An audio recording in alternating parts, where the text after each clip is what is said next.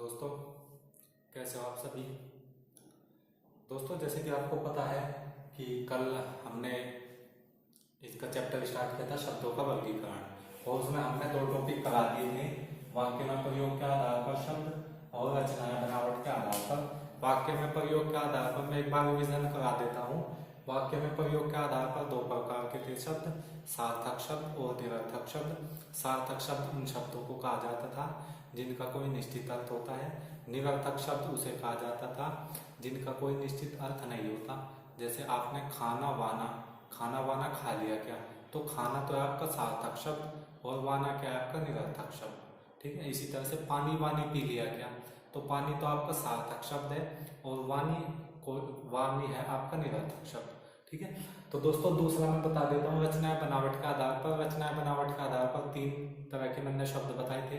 पहला क्या था आपका रूढ़ शब्द, दूसरा था आपका यौगिक शब्द और तीसरा था आपका योग रूढ़ शब्द। ठीक है, तो दोस्तों एक बार मैं इसका थोड़ा सा रिवीजन करा देता हूँ। रूढ़ शब्द उन शब्दों को कहा जाता था जिन शब्दों को खंडित करने पर उनके अलग अलग अर्थ ना निकले, उन्हें क्या कहा जाता था, रूढ़ शब्द कहा जाता था। जैसे आदमी, आ प्लस दमी, आ का कोई अर्थ नहीं है, दमी का कोई अर्थ नहीं है। दूसरा एग्जाम्पल अगर मैं लूँ हाथी, हा प्लस थी, हाथी को हमने खंडित किया हा प्लस थी। ठीक है, तो हा का कोई अर्थ नहीं और थी का कोई अर्थ नहीं है। ठीक है, दूसरा शब्द बताया था मैंने यौगिक शब्द। यौगिक शब्द उन्हें कहा जाता है जिन शब्दों को खंडित करने पर उनका अर्थ भी निकले। क्या कहलाता है वो, हमारा क्या कहलाता है, यौगिक शब्द कहलाता है। जैसा आपने सुना होगा रसोई घर, रसोई घर, रसोई प्लस घर, तो रसोई घर आपको पता है कि भोजन के लिए घर, भोजन के लिए छोटा घर। या आपने सुना होगा नक्षत्र मंडल, नक्षत्र प्लस मंडल, दोनों का अर्थ निकलेगा। मंडल का मतलब होता है समूह और नक्षत्र आपको पता ही है नक्षत्रों का समूह। ठीक है, कमल नयन, कमल के समान नयन, कमल नयन, कमल कमल आपको फूल पता है और नयन का मतलब होता है आंखें। ठीक है, तो कमल जैसी आंखें, तो कमल नयन, दोनों के अर्थ निकल गए, इसलिए शब्द क्या कहलाओगे, यौगिक शब्द कहलाओगे। ठीक है, तीसरा था आपका योग रूढ़ शब्द। दोस्तों योग रूढ़ शब्द उन्हें कहा जाता था, उन यौगिक शब्दों को कहा जाता था जिनको खंडित करने पर उनके अर्थ तो निकले लेकिन जो वे अर्थ है किसी तीसरे की तरफ इशारा करते हो। जैसा आप बहुव्रीहि समास में देखते हो, वो क्या कहलाता था आपका योग रूढ़ शब्द कहलाता था। जैसे पंकज, पंकज को अगर हम खंडित करें तो कैसे करेंगे, पंख प्लस जय, तो पंख का मतलब होता है कीचड़ और जय का मतलब होता है जन्म लेने वाला। तो दोनों का अर्थ निकला, पंख का भी अर्थ निकला, जय का भी अर्थ निकला, कीचड़ में जन्म लेने वाला, अर्थात किसकी तरफ इशारा किया गया, तीसरे की तरफ इशारा किया गया। तीसरा वो क्या है, कमल। कीचड़ में कौन जन्म लेता है, कमल लेता है। ठीक है, तो दोस्तों मैंने इससे अच्छे बहुत अच्छे मैंने उदाहरण इसमें बता दिए थे, इससे पहले वाली वीडियो में बता दिए थे। आज हम इसके आधार पर देखेंगे रचना बनावट, हम देखेंगे उत्पत्ति या स्रोत के आधार पर, जो हमारा तीसरा टाइप था। उत्पत्ति या स्रोत के आधार पर जो शब्द होते हैं वो कितने प्रकार के होते हैं, 4 प्रकार के होते हैं। दोस्तों इसमें ना ये चीज इंपोर्टेंट है, 4 प्रकार के होते हैं, इसे याद रखियो। ठीक है, अगर आपके पेपर में आता है उत्पत्ति या स्रोत के आधार पर शब्द कितने प्रकार के होते हैं, तो 4 प्रकार के, भले यहाँ 5 लिख रहा हो, मैं आपको बता दूंगा। जो हिंदी के कुछ विद्वान है कुछ तो इसको नहीं मानते संकर शब्द को, मतलब बच गए 4, तो 4 प्रकार के हो गए। ठीक है, और जो कुछ विद्वान है, कुछ विद्वान किसको नहीं मानते हैं, कुछ विद्वान नहीं मानते किसको, देशज शब्द को नहीं मानते हैं। ठीक है, तो फिर भी 4 बच गए। तो यहाँ पे क्या है, जो उत्पत्ति या स्रोत के आधार पर शब्द होते हैं वो कितने प्रकार के होते हैं, आपके 4 प्रकार के होते हैं। ये आपको याद रखना है, लेकिन हम 5वां भी देख लेंगे। ठीक है, तो चलिए शुरुआत करते हैं। पहला है आपका तत्सम। तत्सम शब्द किसे कहेंगे, तत्सम शब्द। देखो तत्सम का जो अर्थ है, तत्सम का अर्थ किससे मिलकर बना, तत् प्लस सम से मिलकर बना है। तत् का मतलब होता है उसके, तत् का मतलब क्या होता है उसके, और सम का मतलब होता है समान। ठीक है दोस्तों, मैं आपको बता देता हूँ तत्सम और तद्भव शब्द एक जैसे से दिखते हैं, लेकिन मैं आपको बता देता हूँ, मैं इनकी ट्रिक बता दूंगा कि हमें कैसे पता चलेगा कि कौन सा तत्सम है कौन सा तद्भव है। वो मैं इसके लिए इससे अगले वाली वीडियो में बताऊंगा। ठीक है। हम तो यहाँ केवल इसके आधार पर, एक तो ये अर्थ के आधार पर इन दो प्रकार को डिस्कस करेंगे। नेक्स्ट वाले वीडियो में एक तो मैं ये बताऊंगा और एक मैं ये बताऊंगा कि तत्सम और तद्भव की पहचान कैसे करेंगे। ठीक है, तो आपके दो टॉपिक क्लियर होते जाएंगे, वरना वीडियो ज्यादा लंबी हो जाएगी। ठीक है, तो हम उत्पत्ति या स्रोत के आधार पर देख रहे। तो तत् का तो मतलब होता है उसके, और सम का मतलब होता है समान, अर्थात उसके समान। अर्थात किसके समान? किसी भाषा के शब्दों का मूल रूप से, किसी भाषा के शब्दों का मूल रूप से, मूल रूप में उपयोग, मूल रूप में उपयोग। जैसे मैं आपको बता देता हूं, जैसे कोई शब्द था, संस्कृत का शब्द था, वो बिना कुछ परिवर्तित हुए, बिना कुछ परिवर्तित हुए हिंदी में आ गया डायरेक्ट। ठीक है, उसे तो क्या बोलेंगे हम? तत्सम शब्द कहेंगे। तो मैं इसके आगे लिख देता हूं, जो संस्कृत से डायरेक्ट किस में आया? डायरेक्ट किस में आया? हिंदी भाषा में। ऐसे शब्द क्या कहलाए? तत्सम से तद्भव होने में, तत्सम से मतलब संस्कृत से जो हिंदी भाषा में आए उन्हें क्या कहा गया? तत्सम शब्द कहा गया। ठीक है, तत्सम शब्द कहा गया। जैसे आपने सुना होगा, एग्जाम्पल ले होगे सूर्य। ठीक है, इसका आप एग्जाम्पल ले सकते हो, बहुत सारे एग्जाम्पल है इसके। अग्नि, इसके एग्जाम्पल जैसे करके लेगा करने, जैसे आपका क्या हो जाएगा? अग्नि, वायु। ठीक है, अग्नि, वायु। और नेक्स्ट हो जाएगा आपका, मैं लिखवा देता हूं, माता, पिता, माता, पिता, पुत्र। ठीक है, ये शब्द क्या हो जाएंगे? आपके तत्सम शब्द हो गए। मतलब जो ये शब्द थे पहले संस्कृत में ऐसे कैसे ही थे और डायरेक्ट हिंदी में आ गए, तो उन्हें क्या कहा गया? तत्सम शब्द कहा गया। क्या कहा गया उन्हें? तत्सम शब्द कहा गया। ठीक है, और भी तत्सम शब्द हम ले सकते हैं, जैसे आपने लिया होगा सूर्य भी ले सकते हो आप, सूर्य भी ले सकते हो। ठीक है, जितने ज्यादा एग्जाम्पल करोगे उतना ही क्लियर होगा।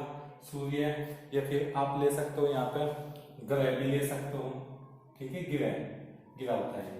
ठीक है, तो तत्सम शब्द का मतलब हुआ, मैं फिर से बता देता हूँ, तत्सम शब्द उन शब्दों को कहा जाता है जो पहले संस्कृत से और संस्कृत से डायरेक्ट हिंदी में आ गए।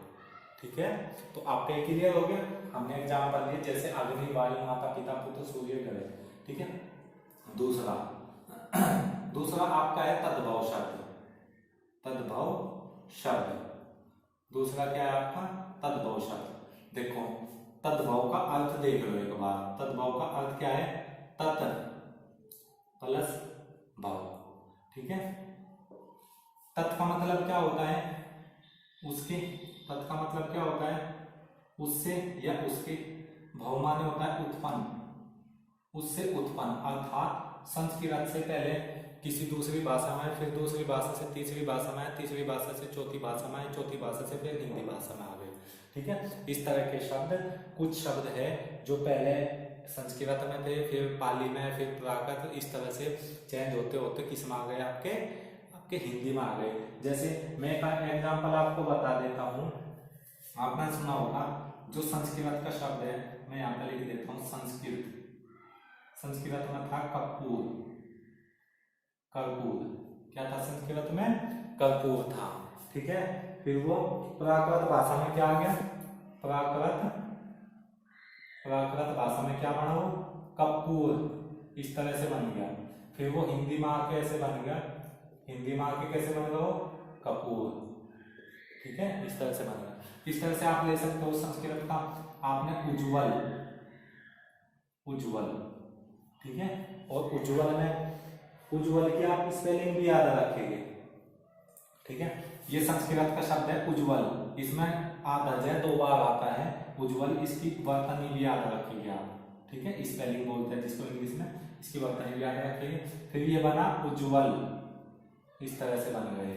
ठीक है, आपका जय का बड़ा जय बन गया उज्जवल, खाली वह नहीं बना। क्या बन गए?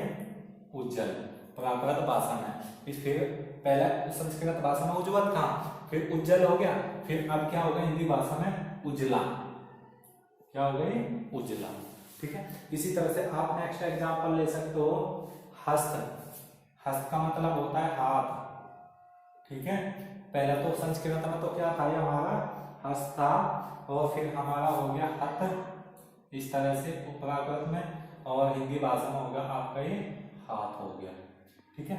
तो दोस्तों 3 एग्जाम्पल काफी है, 3 एग्जाम्पल काफी हो जाते हैं। तो दोस्तों मैं आपको बता देता हूँ, तद्भव शब्द उन्हें कहेंगे जो पहले संस्कृत में थे, फिर किसी दूसरी भाषा में आए, फिर तीसरी भाषा में, फिर चौथी भाषा में, फिर डायरेक्ट आ गए, डायरेक्ट किस में आ गए, हिंदी भाषा में। देखो यहाँ पर आपकी संस्कृत थी, यहाँ पर आपकी संस्कृत थी, मैं बता देता हूँ यहाँ पर आपकी हिंदी थी। अब जो शब्द डायरेक्ट इससे इसमें आ गए वे तो क्या कहलाए, तत्सम शब्द कहलाए।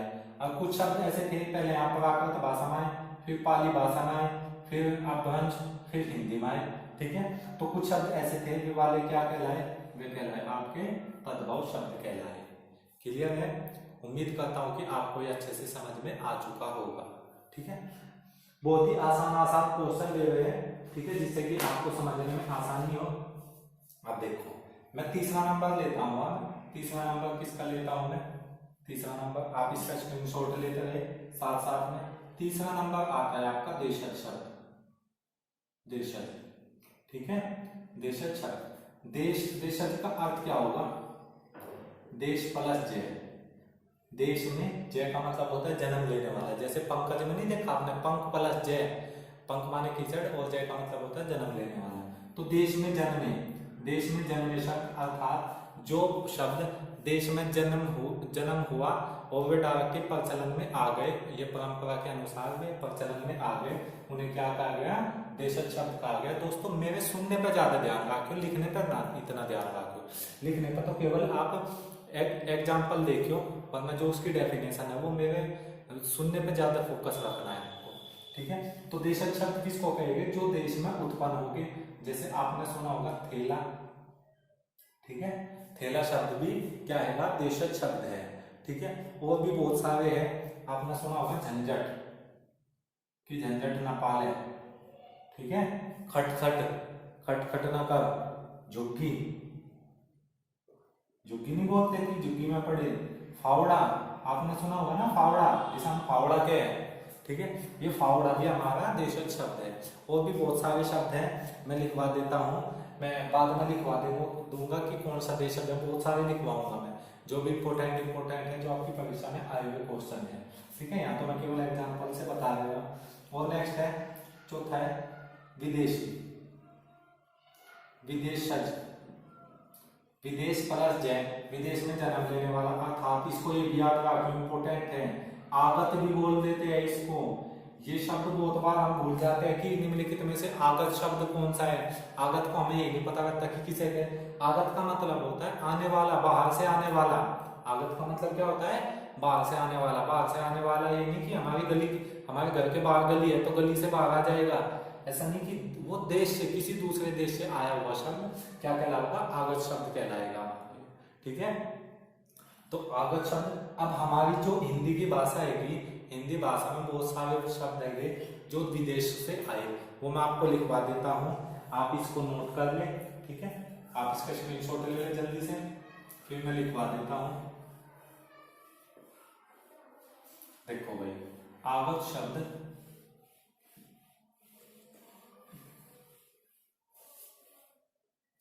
आगत शब्द में जैसे हमने अंग्रेजी भाषा से कौन कौन से शब्द है मैन से देख लेंगे।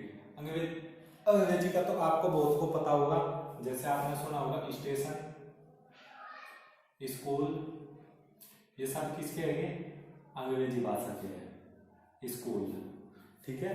और नेक्स्ट क्या हो जाएगा, रेल, रेडियो, रेल हो जाएगा आपका, रेडियो हो जाएगा। इस तरह के बहुत सारे शब्द हैं जो इंग्लिश के शब्द है। रेडियो होगा आपका, कोट हो गया, पैंट हो गया, बोर्ड हो गया, मोटर कार हो गया, बस होगा, रेल होगा, या फिर ड्राइवर होगा, क्लीनर होगा, पेंसिल होगा। बहुत सारे शब्द हैं जो क्या है, अंग्रेजी भाषा के शब्द है।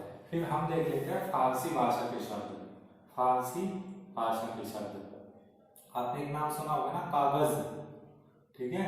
वो कागज ये वाला नहीं होता, ये कागज ये वाला होता है, कागज। ये जो जय होता है ना, जय नहीं होता, ये जय होता है, जय, जिसके नीचे बिंदी लग जाती है, जय होता है, जय। ठीक है, ये फारसी का शब्द है और हम इसको ऐसे पढ़ते हैं कागज, जे कागज नहीं पढ़ते, कागज, ठीक है। तो जिसके नीचे जे लग जाएगा इसका मतलब वो फारसी का शब्द है, ठीक है। इसी तरह से आपने देखा होगा फौज, फौज, ठीक है। फौज में ये वाला है यहाँ पे देखो दो शब्द है कि जे और फे, ये मैंने बताए थे जे और फे, ठीक है। जे और फे दो शब्द बताए थे जो कि फारसी के शब्द है, ठीक है, फारसी के शब्द। आपने सुना होगा फौज, आपने एक नाम और सुना होगा बादाम, जो आप डेली खाते हो रेस वाले, ठीक है, बादाम। ये भी शब्द क्या है आपका ये फारसी भाषा का शब्द है। आपने सुना होगा दरोगा, दरोगा इंपोर्टेंट है भाई, दरोगा भी क्या है आपका फारसी भाषा का शब्द है, दरोगा हो गया। फिर आपका होगा अचार, अचार भी इसी का ही है, अचार, नमक भी इसी का ही है, ठीक है, फारसी भाषा का ही शब्द है नमक। और फिर आपका शराब, शराब ये भी आपका इसी का ही है, और शादी भी इसी का ही है आपका, ठीक है। तो ये इंपोर्टेंट थे जो मैंने लिखवा दिए। अब नेक्स्ट भाषा है आपकी अरबी भाषा से। अरबी भाषा से कौन कौन से वो भी मैं आपको बता देता हूँ। अरबी भाषा से जो शब्द आए वो कौन कौन से है, देखो आपने सुना होगा ना अदालत, अदालत, ठीक है, अदालत, जुर्माना, जुर्माना। ये फिर आपने सुना होगा ताकत, वकील, वकील, हवा, हवा, ये शब्द क्या है अरबी भाषा के शब्द है। और आपने सुना होगा तारीख, तारीख, तारीख भाषा और तारीख शब्द जो है वो किसका है अरबी भाषा का शब्द है।